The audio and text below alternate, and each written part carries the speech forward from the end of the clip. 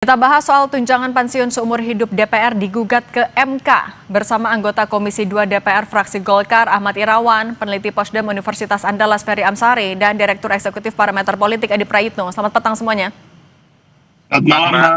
Assalamualaikum. Waalaikumsalam. Saya mau ke Bang Irawan dulu. Bang Irawan, kalau kata penggugat gak rela pajaknya digunakan membayar anggota DPR yang menempati jabatan cuma 5 tahun. Nah, kalau Anda sebagai anggota DPR dan juga politisi Partai Golkar menanggapinya gimana?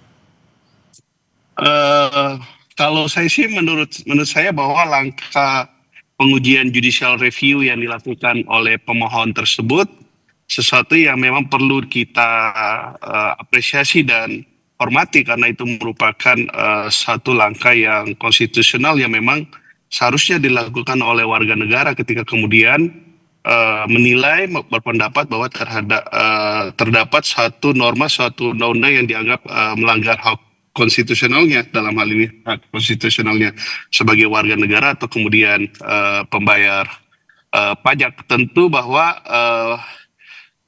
ketidakrelaan tadi itu kan menjadi satu bagian argumentasi yang disampaikan kepada Mahkamah Konstitusi, walaupun sejauh ini saya baru membaca pemberitaan terkait dengan judicial review tersebut. Saya belum membaca permohonan tersebut secara lengkap. Tetapi baik itu secara proses maupun secara substansi, tentu kita hormati dan kita serahkan sepenuhnya saja kepada Mahkamah Konstitusi untuk kemudian memeriksa dan memutus perkara tersebut. Oke, tapi apapun nanti hasilnya oleh MK, tapi Anda akan menerima apa saja hasilnya, termasuk kalau memang pensiunnya akhirnya dihapuskan?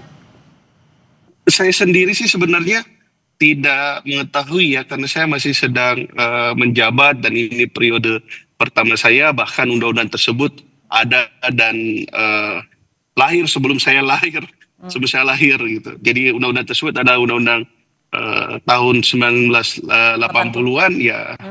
Tentu kita rela-rela saja, kami nggak pernah meminta, nggak pernah memaksa atau apa, tetapi yang pasti itu segala yang sudah diterapkan atau yang diatur oleh undang-undang, ya sudah, itu aja yang kita jalani. Oke, kalau gitu Bung Ferry, ini kan produk lama, udah dari 1980. Ini memang sudah saatnya ada perubahan kah? Dan kalau mencermati argumentasi dari pemohon, memang ini sesuatu yang bisa diterima?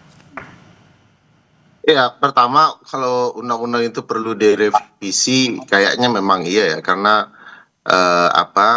undang-undang itu masih tentang hak keuangan administrasi pimpinan dan anggota lembaga tinggi negara, gitu ya.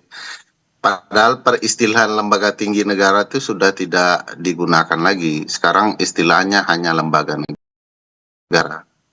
Tapi problematika soal keuangan itu bukan problematika Indonesia saja, terkait lembaga perwakilan misalnya. Nah, perlu digagas mekanisme keuangan, tunjangan pensiun dan lain-lain itu dengan seadil-adilnya.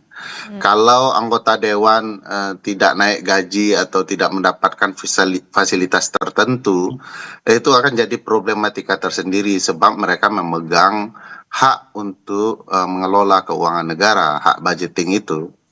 Di beberapa negara mencoba mencontoh model Amerika ya.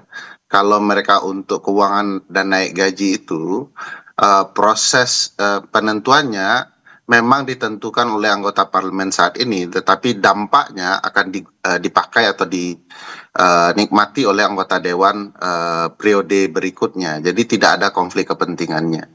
Nah, soal uang pensiun yang seumur hidup itu memang perlu dikaji ulang, ya, ditelaah ulang apakah kemudian itu layak atau tidak. Sebenarnya tentu ini bagian dari respon kekecewaan publik terhadap kinerja anggota dewan ya. Kalau kinerjanya baik, kesejahteraan terjamin, saya nggak yakin nggak ada yang ribut soal pensiun seumur hidup itu. Ini lebih karena mungkin publik antipati dengan berbagai tingkah laku dan tindakan dewan, sehingga ada upaya-upaya seperti ini. Bayangkan beberapa negara itu terkait gaji dan segala macam itu jaraknya tidak jauh dari alat ukur pendapatan warga negara terendah, gitu ya, UMR dan segala macamnya itu. Ada yang 3 kali dari UMR yang dapat oleh pekerja kita. Tetapi kita kan bisa sampai 70 jaraknya ya, itu jauh sekali, 70 kali lebih besar daripada UMR. Tentu saja itu menimbulkan pertanyaan kalau kemudian juga mendapatkan fasilitas pensiun seumur hidup. Tapi sekali lagi ini sebaiknya dilakukan kajian yang mendalam, apakah masih patut, pantas, bahkan mungkin kurang gitu ya, untuk memastikan kinerja anggota parlemen kita menjadi lebih baik. Saya tidak antipati dengan fasilitas yang diterima anggota dewan, tapi lebih kepada kemampuan mereka bekerja sebagaimana layaknya untuk itu ya soal kinerja tadi. Nah kalau gitu Mas Adi, kira-kira kalau dari kacamata politik, gugatan ini bakal mendapat atau dikehendaki oleh semua fraksi nggak di DPR?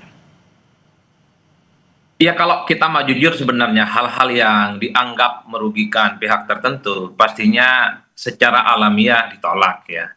Misalnya apapun judulnya, kalau memang uang pensiun ini dianggap tidak terlampau menguntungkan bagi kawan-kawan DPR yang pensiun, pastinya secara manusiawi agak keberatan. Tapi kan secara politik sekalipun ada keberatan, mungkin tidak suka dengan substansi soal ini, tapi kan kawan-kawan DPR tentu akan menerima apapun yang akan nantinya diputuskan oleh Mahkamah Konstitusi. Tapi bagi saya secara prinsip memang ini harus diakui, ini soal adanya jarak dan disparitas yang cukup jauh antara kesejahteraan rakyat yang di bawah dengan elit-elit yang ada di pusat, terutama DPR RI yang mungkin selama ini dipertontonkan terlampau telanjang. Jadi satu persatu rakyat mulai kritis dan mulai protes bahwa anggota dewan yang mungkin ditengarai memiliki fasilitas yang cukup fantastis tapi cukup berjauhan dengan kinerjanya yang dianggap masih jauh panggang dari api. Jadi hal-hal yang dianggap menjadi bagian dari kemewahan dan fasilitas yang didapatkan oleh DPR itu diprotes. Apalagi misalnya para penggugat ini mengatakan kan tidak masuk akal